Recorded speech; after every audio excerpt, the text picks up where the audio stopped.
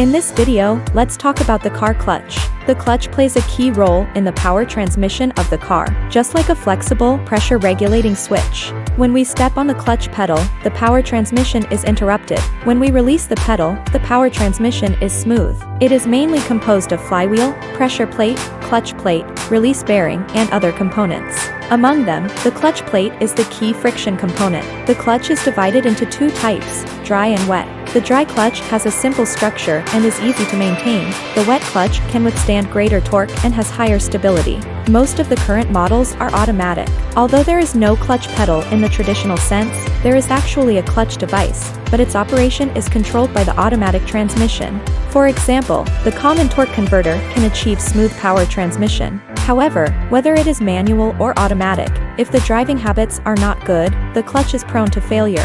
For example, frequent semi-clutch driving will cause excessive wear of the clutch plate, and then there will be problems such as difficulty in shifting, vehicle shaking, and insufficient power. Therefore, it is important to develop correct driving habits, which can effectively extend the service life of the clutch and make our driving more stable and safe. Welcome to subscribe to us. We focus on various types of auto parts. Welcome to discuss in the comment area.